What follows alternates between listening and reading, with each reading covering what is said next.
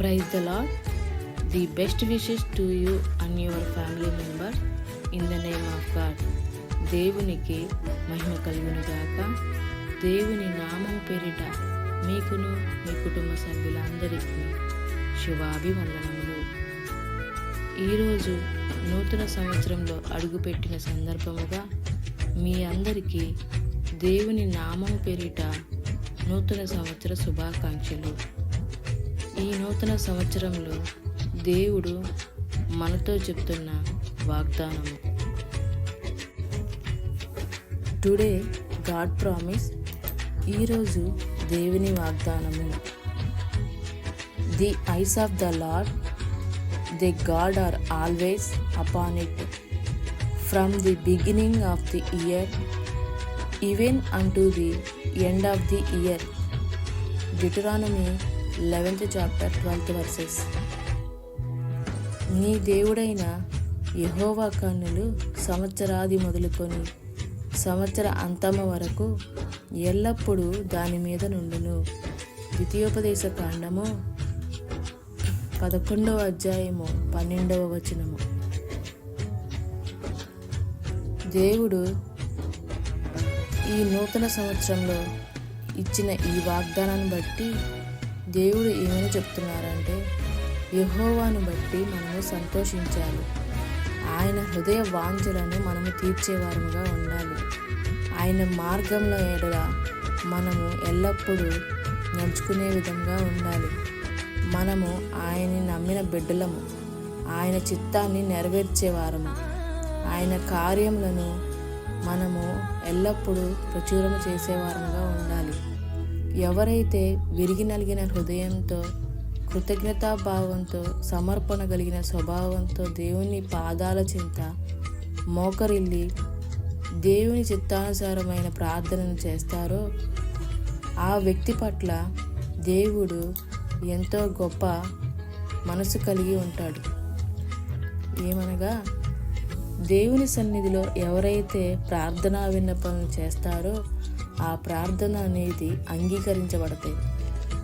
ఆయన నామము సదాకాలము దేవుని మందిరంలో ఉండాలి అంటే మనము పరిశుద్ధంగా దేవుని సన్నిధిలో అడగాలి, ప్రార్థించాలి.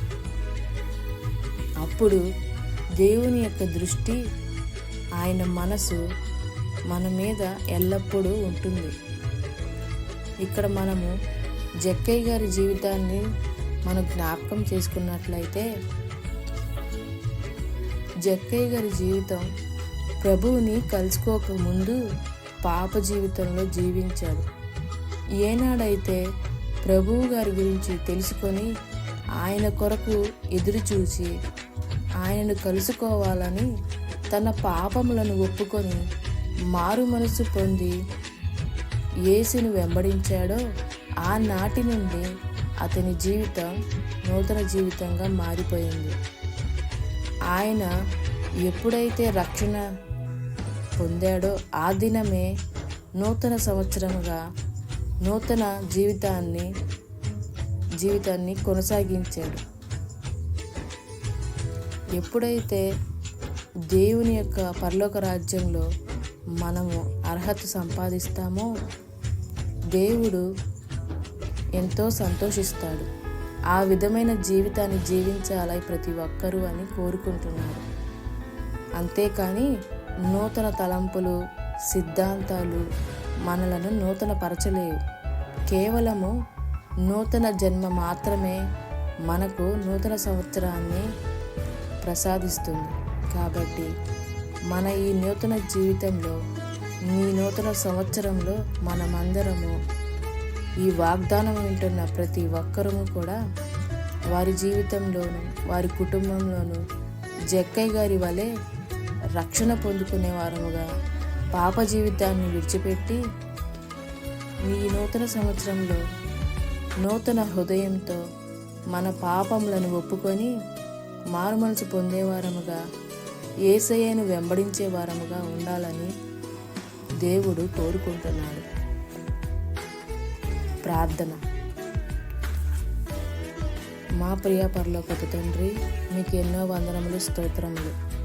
తండ్రి, ఈ నూతన సంవత్సరంలో మా అందరి జీవితంలో ఉజ్జీవింపచేయవాలని మా పూర్ణ హృదయంతో నీకు ప్రార్థన చేసేవారముగా మొదట నీ రాజ్యాన్ని వెతికి మాకు కావాల్సినవన్నీ మీరు అనుగ్రహించే విధంగా మమ్మల్ని దీవించమని నజరేయుడైన యేసుక్రీస్తు అతి పరిశుద్ధ నామమున అడిగి వేడుకొని పొందుకొని ఉన్నాము తండ్రి.